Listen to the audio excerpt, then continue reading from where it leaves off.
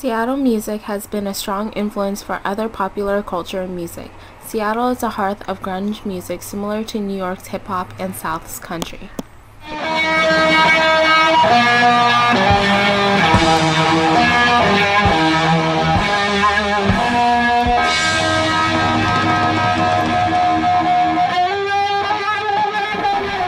Jimi Hendrix. Rolling Stones claim he was the #1 guitarist of all time and VH1's third best artist of hard rock. He pioneered the use of guitar effects and artists in genres including pop, funk, and hip-hop. He is widely known for his improvising skills shown when he played the Star-Spangled Banner. Quincy Jones. Quincy Jones was a very influential person in the musical world still to this day. He worked with Ray Charles, Duke Ellington, and Miles Davis. He is seen by many Seattle's biggest musical influence. Who is Seattle's most influential music icon and why? Ooh, I'd have to put Quincy Jones because he spans from the big band era and writing for the Count Basie Orchestra all the way up through producing what was at one point the top-selling album, which was Michael Jackson's Thriller. Quincy Jones because he's a prominent composer and I feel like owns BET now, and he's made a ton of money and has greatly influenced the music industry. Seattle's most well-known musical style was grunge music as it swept the nation by storm in the early 90s. Grunge was popularized by bands including Nirvana and Pearl Jam. How do you think grunge music has affected the society of Seattle during the 90s? Like style, influence, well, I culture? think what's really interesting is that the grunge style came from people wearing clothes that fit the weather. It was kind of cold, not too cold, but chilly.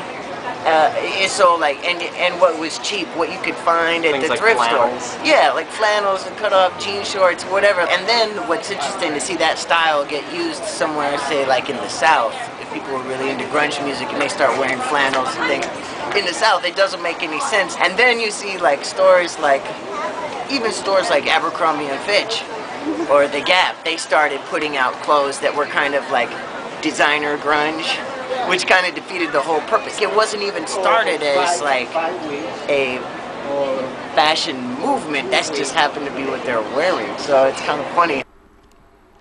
Grunge music has not only influenced today's music, but also the fashion world too. How has the Seattle music scene affected pop culture? I think it sold a lot of lumberjack shirts and wool caps.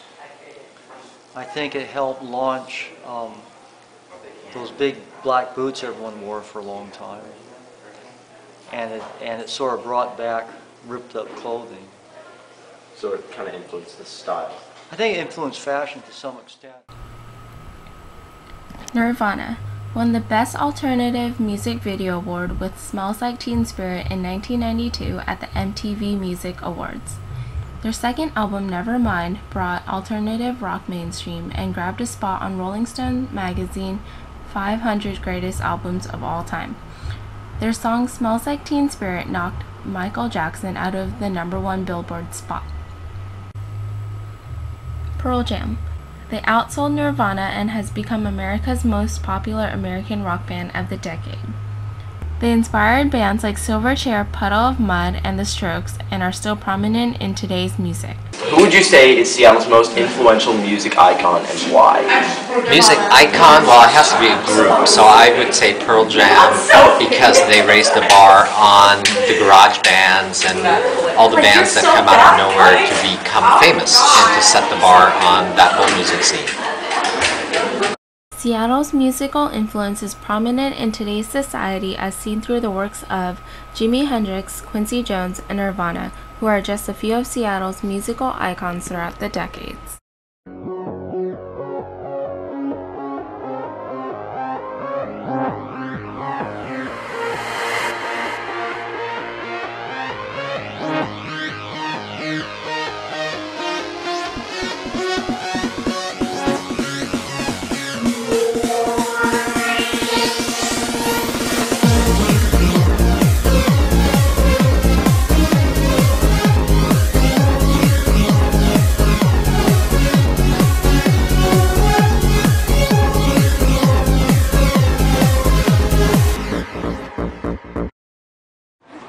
it's like I'm the guy with the thing that does the stuff and stuff. So they always tell the tour groups, oh yeah, that's the guy that does that one thing. It's weird.